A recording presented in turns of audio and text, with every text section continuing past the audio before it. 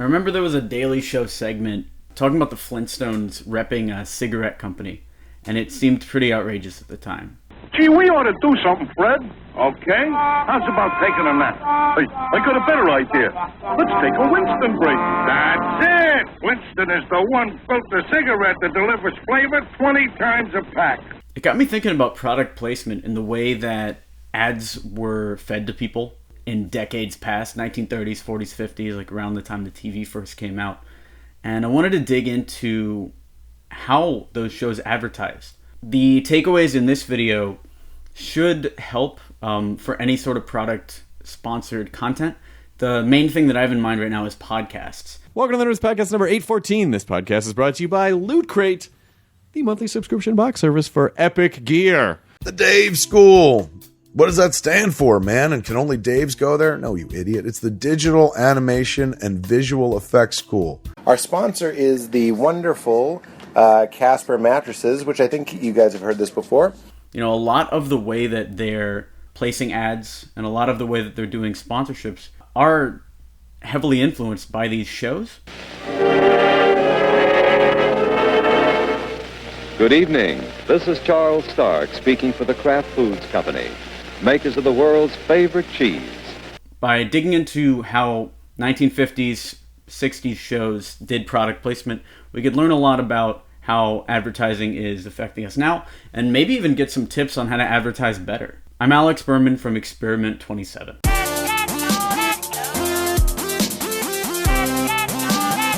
Our search begins with this Ad Age article talking about history, talking about advertising throughout the 1950s, and it talks about the evolution of advertising. It starts with radio, the Great Depression, and then it moves to TV's coming age, and it gives a few examples of shows that used product placement and advertising.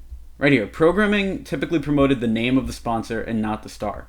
Hallmark Hall of Fame, Texaco Star Theater, Colgate Comedy Hour, Goodyear TV Playhouse, and Kraft Television Theater. Let's jump into one of these and see how it played out. Next, the Kraft Television Theater Special Anniversary Program. The Kraft Television Theater comes to you live from New York. So it immediately started with two mentions of Kraft, the Kraft Television Theater, and then they're jumping into the show. So what's interesting about the way that he's hyping up Kraft there versus the way that podcasts do advertising is it's so subtle, right? They say Kraft a lot, but when he actually talks about the benefits of Kraft, all he says is makers of the world's favorite cheese. Whereas a podcast advertisement might go on for 30 seconds. Well, I've been out of town. I haven't gotten Sherry's Berries yet. All right, Sherry's Berries. Since the end of the year is all about delicious holiday food, why not send an extra special holiday treat to friends, family, business associates, everyone you know? I've never met a person who didn't love Sherry's Berries. So that's a good example of the initial ad. Let's jump into another example and see how they're advertising. The Colgate Comedy Hour. Starring Dean Martin and Jerry Lewis. With Ray Malone, Jill Jarman, Danny Arnold, Sheldon Leonard, and Mike Mazurki. Presented by the Colgate Palmolive Peat Company, makers of Halo Shampoo. Palmolive Brushless Shaving Cream.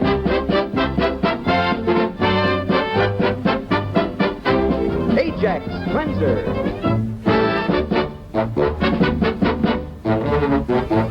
And Fab, the new wash day suds.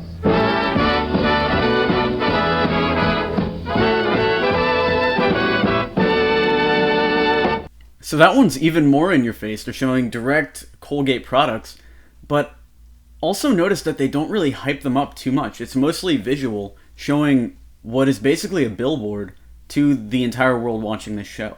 You saw the initial brand mention at the beginning of the episode, and then as you jump in, Dean Martin's singing, Jerry Lewis is singing a bit, and then we jump into another break. Oh, the whole world smiles at you.